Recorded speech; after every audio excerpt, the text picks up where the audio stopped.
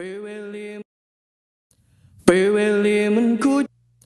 ពេលវេលាមិនគួរជួបស្រស់ពេលត្រូវបែកគ្នាសុំតបផងងារបងអវេលានៅលួងលោ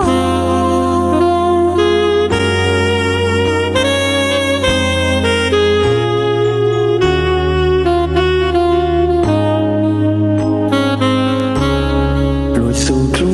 នឯងមិនដេញមិនដល់លេងស្រី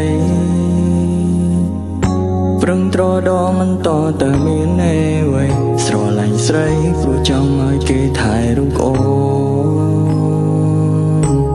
ននៅមិនអង់ចិនក៏មិនចង់បាយ